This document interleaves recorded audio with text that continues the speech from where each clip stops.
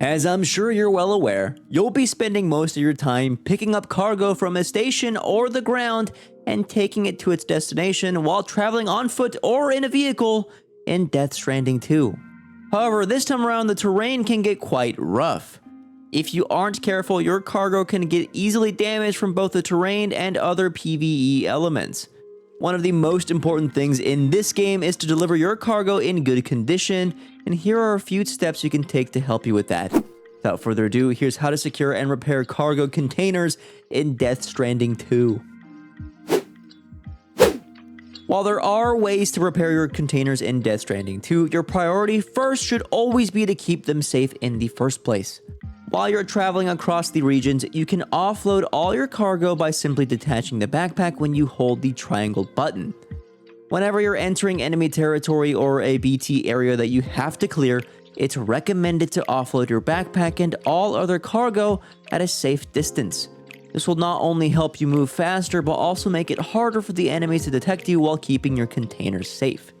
While it's not necessary to offload the cargo on your body, it is still recommended so that you can have space for any other cargo you need to carry while defeating enemies. Of course, make sure you still keep your weapons required for the battle that you need. As you progress through the game, you'll also unlock the Timefall Shelter. This can be created at any location using a PCC. Once created, all your cargo within its radius will be protected from timefall. It also automatically repairs all the damage to your containers.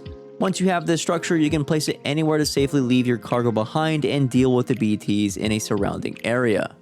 Quick tip that you can also bind your cargo with strand, making it harder for your cargo to take damage if you lose your balance. Each container you carry in Death Stranding 2 has two different types of health: cargo health and container health. Container health can be damaged from timefall or when you run over it with your vehicles. When your container health gets lowered, it doesn't directly impact your cargo health. However, it makes the latter more susceptible to damage. Your cargo health gets damaged when you fall while traveling, get hit by enemy weapons, or hit your vehicle on a rock or a wall. It's important to prevent damage to your cargo health at all costs, since this can't be repaired. Moreover, you need to deliver your cargo with 5% or less average damage to get an S tier rating from the stations. Note that this rating impacts your relationship with the stations, which means that your rate of gaining stars will be much lower if you damage your cargo. Container damage doesn't affect the final rating whatsoever, however.